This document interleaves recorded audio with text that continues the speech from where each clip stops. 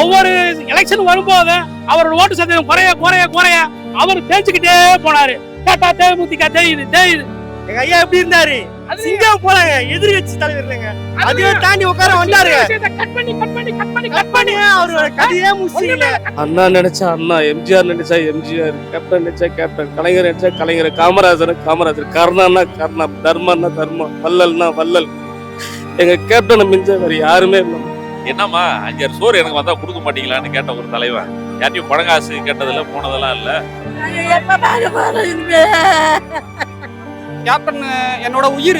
Captain 234 தொகுதியில தனித்து நின்று முன்னுக்கு வந்தவர் ஒரே கேப்டன் மட்டும்தான். நடிகர் சங்கத்தை மீட்டெடுத்து இந்த கடனை அடைத்து இச்சா கொடுத்து தான் தலைவர் வந்து நடிகர் சங்கத்திலிருந்து வெளியே வந்தார். சொல்றேன், அவர் கெத்து அவர் ஃபைட் பண்ணும்போது, அவர் திரும்பி அவர் ஃபைட் பண்ணும்போது ஆசையா இருக்கும் அவர் பாக்குறது. காலாலே சண்டை ஃபைட் போடுவாரு.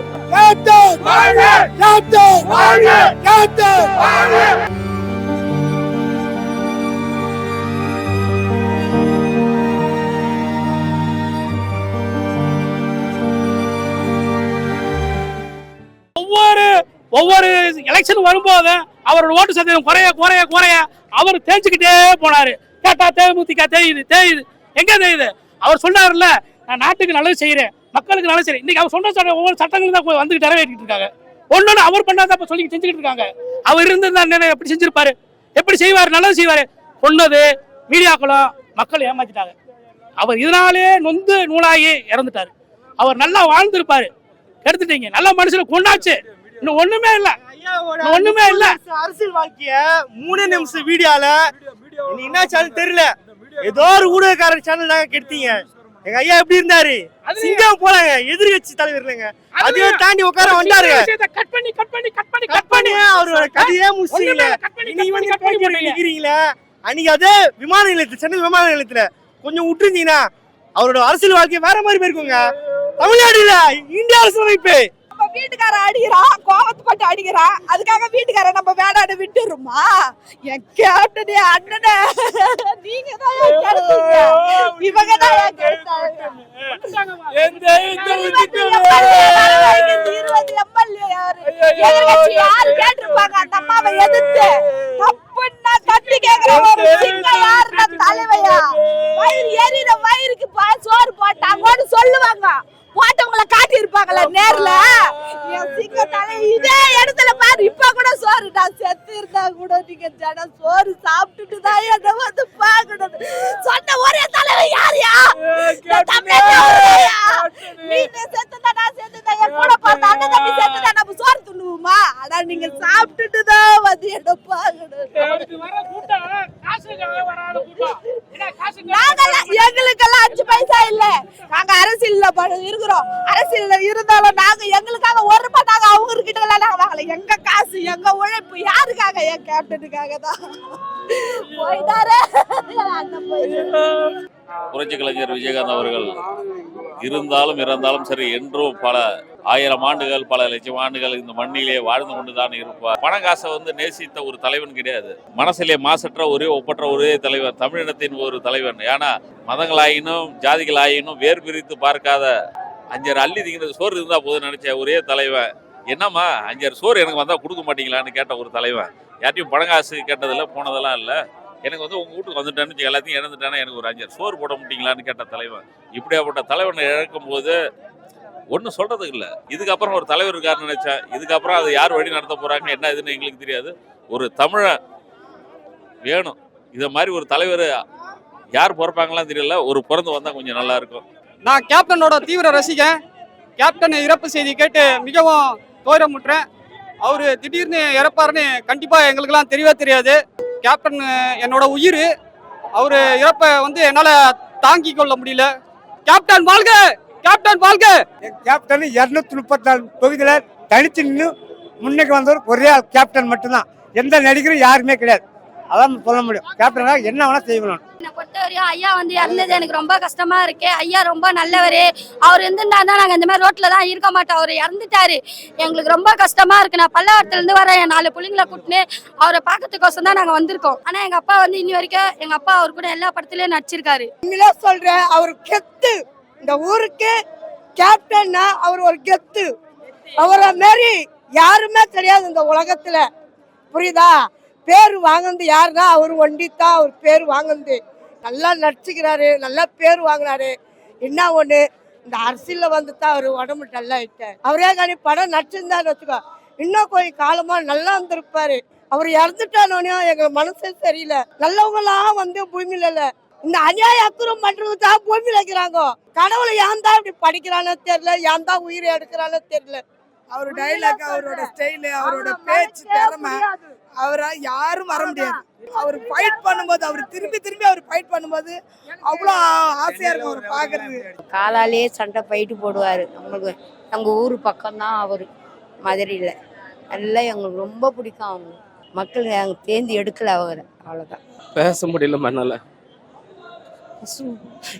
கொலை சாமி இன்னைக்கு இல்லாம இருக்குது. ரொம்ப வருத்தமா இருக்கு. என் குடும்பமே அவங்கள நம்பிதான் இருந்தது. எங்களுக்கு சொந்த பந்தம் யாரும் கிடையாது. கேப்டன் தான் எங்களுக்கு சொந்த பந்தம் எல்லாமே. அவர் இல்லைன்றப்ப ரொம்ப கஷ்டமா இருக்கு. எங்களால் சமாளிக்க முடியல, மனசு தேர்த்திக்கவும் முடியல எங்களால. அவ்வளோ மன வேதனையாகுது. அண்ணா நினைச்சா அண்ணா, எம்ஜிஆர் நினைச்சா எம்ஜிஆர், கேப்டன் நினைச்சா கேப்டன், கலைஞர் நினைச்சா கலைஞர், காமராஜர் காமராஜர், கர்ணன்னா கர்ணம், தர்மன்னா தர்மம், வள்ளல்னா வள்ளல். எங்க கேப்டனை மிஞ்ச வேற யாருமே இல்லைம்மா. எந்த நடிகரும் வர போறதில்ல, எந்த அரசியல்வாதியும் வர போறதில்ல. அவரை மாதிரி ஒரு மாமனிதன் இந்த தமிழகம்ல, இந்தியாவே பேச முடியல. என்ன பேசுறதே தெரியல எனக்கு.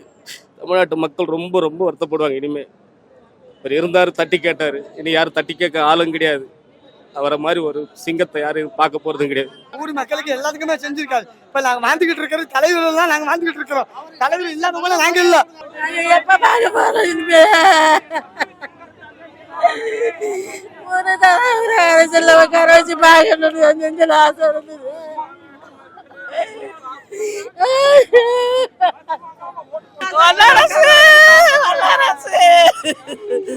எல்லாரையும் மக்கள் எல்லாம் சம்பாதிச்சுட்டு எங்களால அனாதைய விட்டுட்டு போயிட்டியப்பா. அனாதைய விட்டுட்டு போயிட்டே வல்லரசு.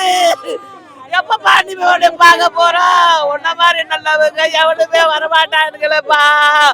உன்ன மாதிரி தாங்க பார்க்க முடியாது.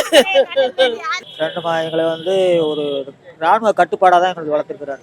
சாப்பாடு இல்லைன்னு சொல்ல மாட்டோம். யாருக்கா இருந்தாலும் சரி, சாப்பாடு இல்லைன்னு இங்கே வந்து தலைமை கழகத்துக்கு வந்தாலும் சரி, அங்கே சாப்பாடு இல்லைன்னு யாரும் சாப்பாடு பசியோடு போனால் அங்கே வந்து கண்டிப்பாக கேப்டன் ஆஃபீஸுக்கு போனால் கண்டிப்பாக சாப்பாடு இருக்கும். அது நடிகர் சங்கத்தில் கடன் மொழி கொண்டு இருக்கின்ற பொழுது நடிகர் சங்கத்தை மீட்டெடுத்து அந்த கடனை அடைத்து மிச்சம் கொடுத்து தான் தலைவர் வந்து நடிகர் சங்கத்திலிருந்து வெளியே வந்தார்.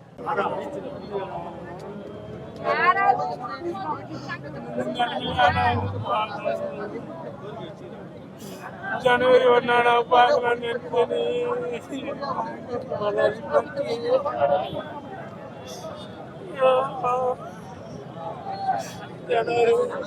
ஜனவரி 1 தலைவர்